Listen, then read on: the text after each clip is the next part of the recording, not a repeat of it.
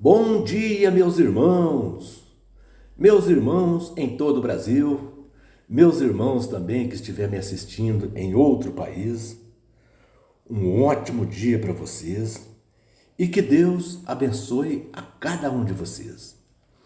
Muito obrigado por vocês estar caminhando lado a lado comigo, ou melhor, Deus que pague vocês, por vocês estar dando esse apoio para mim, caminhando lado a lado comigo.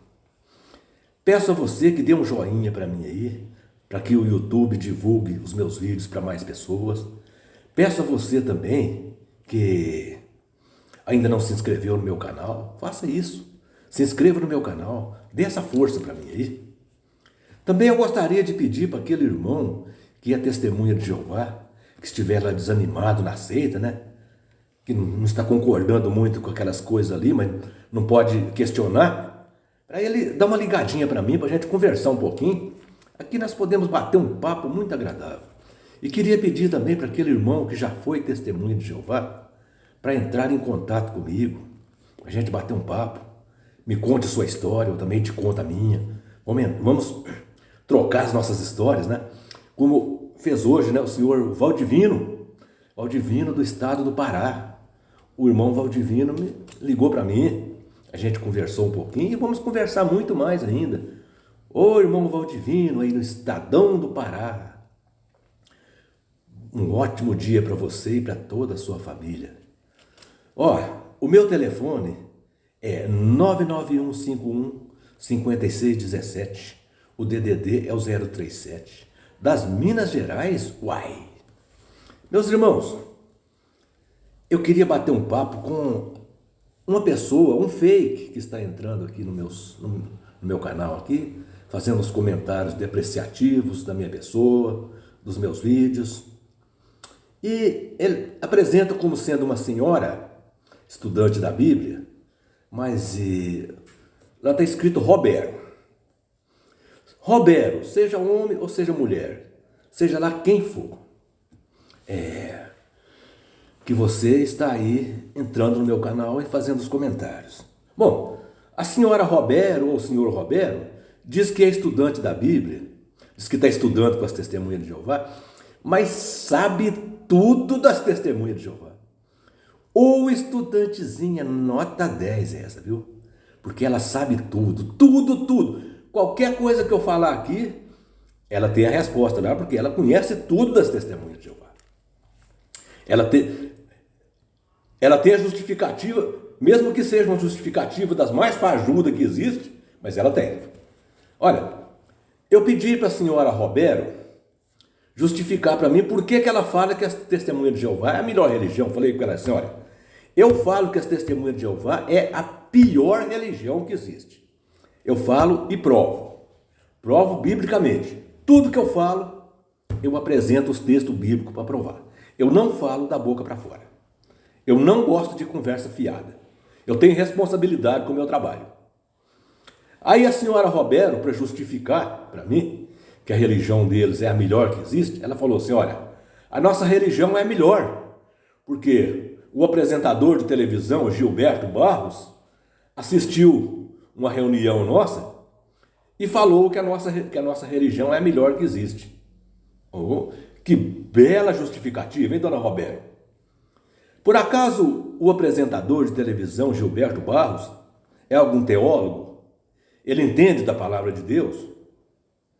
Com certeza ele assistiu uma reunião de vocês aí e vocês puxaram o saco dele bastante, como vocês gostam de fazer isso, né? Quando chega uma pessoa que se julga importante, aí no salão de vocês aí, vocês bajulam ele bastante. Então, com certeza, vocês bajularam bastante o Gilberto Barros. E ele falou, nossa, essa religião é boa mesmo. Então, foi isso aí. Gilberto Barros, pelo que eu sei, ele é um excelente apresentador de televisão. É um ótimo apresentador de televisão. Mas teólogo, que eu saiba, ele não é. Só se vocês me provar o contrário. Pelo que eu saiba, não. Agora, se alguém mandar para mim a prova que o Gilberto Barros é um teólogo, aí sim, aí eu retiro o que eu falei e peço desculpa. Mas pelo que eu saiba até hoje, o Gilberto Barros não é teólogo. Só se eu não sei ainda, mas se eu estiver enganado, alguém pode me corrigir, alguém pode me provar, tá bom? Meus irmãos, eu gostaria de fazer algumas perguntinhas para as testemunhas de Jeová, mas principalmente para algum dos membros do corpo governante, caso esteja assistindo esse vídeo, né? Ô senhor Israel Batista, o senhor assiste os meus vídeos, né, senhor Israel? Então, eu gostaria que o senhor respondesse para mim, né? O senhor assiste todos os vídeos meus, e o senhor diz que é ungido. Então me responda, por favor. Vocês dizem representar o escravo fiel e prudente em cumprimento a uma parábola que vocês chamam de profecia, que é Mateus, capítulo 24, versículos 45 a 51, não é verdade? Ali Jesus disse assim, ó: quem é o escravo fiel e prudente, a quem o seu amo lhe confiou dar-lhe o sustento a seus conservos? Veja, meus irmãos, Jesus perguntou quem é o escravo fiel e prudente. Preste atenção, Jesus não perguntou quem será, não. Então, isso significa que ali nos dias de Jesus, o escravo já existia. Porque Jesus não perguntou quem é, Jesus não perguntou quem será, não. Preste atenção. Essa frase indica que o escravo já existia. Bom, por quê? Agora eu pergunto a vocês, por que foi só no ano de 1919 que esse escravo foi revelado para Rutherford? Por que foi só no ano de 1919? Bom, deixa eu perguntar para vocês. Isso é uma falha de Jeová? Ou é uma tremenda de uma mentira da sociedade Torre de Vigia?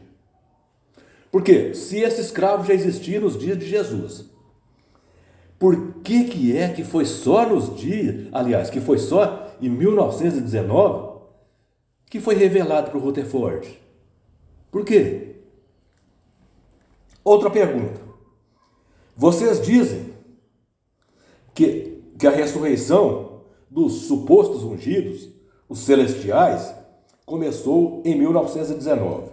Ou seja, a ressurreição daqueles que vocês dizem que são os ungidos, né? Agora deixa eu fazer uma pergunta. Como é que vocês podem provar isso? Suponhamos que vocês chegam numa casa para pregar e vocês falam para o morador que os ungidos, os supostos ungidos, começaram a ser ressuscitados em 1919. O morador fala para você assim, ó: prova isso para mim. Prova isso para mim. Como é que você vai provar? Aonde que está escrito isso? Aonde que está escrito isso para você provar para ele? Para você abrir ali, ó, para você abrir a Bíblia e falar, está aqui, está provado. Aonde na Bíblia que está escrito isso? Está vendo?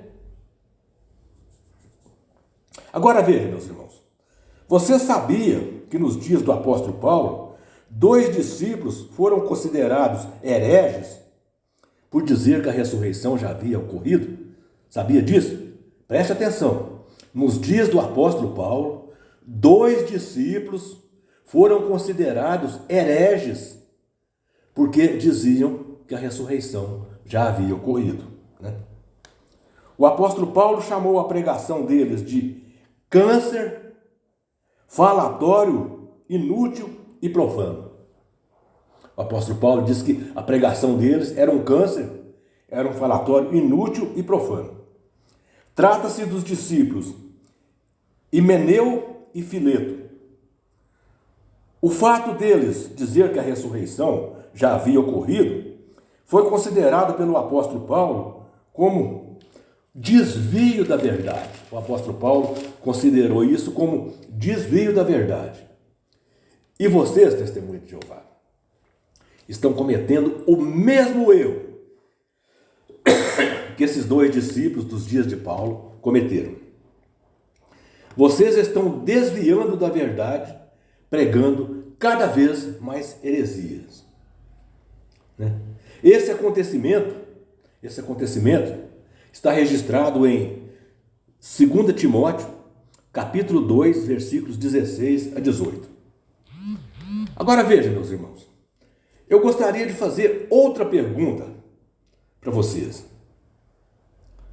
Eu gostaria de fazer outra pergunta para vocês. Vocês dizem que faz parte de uma grande multidão, que vão viver para sempre num paraíso na terra. Não é verdade? Bom, e vocês dizem também que essa grande multidão é aquela que está escrito ali em Apocalipse capítulo 7, versículos 9 e 10. Não é verdade que vocês dizem isso? Agora, preste atenção no detalhe. Preste atenção no detalhe aqui que vocês esqueceram de observar. Só que aquela grande multidão que está ali em Apocalipse capítulo 7, 9 e 10, o número deles são incontáveis. O apóstolo João diz que viu uma grande multidão que nenhum homem podia contar. E a grande multidão de vocês não é incontável, não. Vocês dizem assim, ó, nós somos 8 milhões. Sempre 8 milhões. 8 milhões. Então, vocês não são aquela grande multidão, não. Aquela grande multidão lá não tem nada a ver com vocês. Tá vendo? E tem outra coisa que vocês esqueceram de observar. O apóstolo João viu aquela grande multidão em pé, vestindo trajes brancos, diante do trono de Deus. Agora eu queria perguntar para vocês, Deus tem trono aqui na terra? Por acaso Deus tem trono aqui na terra? Pelo que eu saiba, também não. Pelo que eu saiba, Deus não tem trono aqui na terra, não. Outra coisa que vocês dizem, que também não tem fundamento. Vocês dizem que Jesus voltou de forma invisível em 1914. Que Jesus voltou invisivelmente em 1914. Isto também é uma mentira, é uma heresia muito grande. Olha, eu vou citar para vocês aqui apenas 3 textos que provam que Jesus não voltou, muito menos de forma invisível. Existe mais texto, mas eu vou mostrar 3, porque se eu for mostrar todos aqui, o vídeo fica muito longo. Apocalipse capítulo 1, versículo 7, diz que todo olho verá Jesus quando ele voltar. Atos capítulo 1, versículo 11, diz que assim como Jesus subiu, todos vendo Jesus subir, assim também vai ser a volta de Jesus. Todos vão ver ele voltar. E Mateus capítulo 24, Mateus capítulo 24, versículo 30, diz que todo olho verá a volta de Jesus. Então veja, meus irmãos, todos esses textos deixam claro que a volta de Jesus seria visível aos olhos humanos. Agora deixa eu conversar um pouquinho aqui com vocês. Agora eu vou conversar um pouquinho com vocês. Aqui nós temos as palavras de Jesus e dos apóstolos contra as palavras da Sociedade Torre de Vigia, uma organização norte-americana fundada quase 1800 anos depois de Cristo. Bom, quem que merece crédito? Em quem que nós devemos acreditar? Em Jesus e nos apóstolos ou nessa organização norte-americana que foi fundada quase 1800 anos depois da morte de Cristo? Me responda. As profecias de Jesus e dos apóstolos, aquelas que não se cumpriram ainda, estão se cumprindo agora. E as profecias dessa organização, as profecias que essa organização norte-americana fez, não se cumpriu nenhuma e nenhuma está se cumprindo. Então agora eu pergunto, nós devemos acreditar em quem sempre falou a verdade ou em quem sempre falou a mentira? Em quem que nós devemos acreditar? Em Jesus e os apóstolos que sempre disseram a verdade? Ou numa organização que só mentiu e continua mentindo até hoje? Em quem que nós devemos acreditar? Aí fica aí essa pergunta para vocês. Fica a critério de vocês. Se vocês acharem que deve acreditar em Jesus e nos apóstolos, que sempre falaram a verdade, parabéns para você. Se você disser que deve acreditar numa organização que mudou a sua doutrina 340 vezes, já profetizou o fim do mundo, acho que umas 5 ou 6 vezes, e que já fez várias profecias e que nenhuma se cumpriu, se você acha que deve acreditar nessa organização, isso aqui é para você, ó, negativo. Você é tão bom quanto eles. Você merece eles e eles te merecem, tá bom?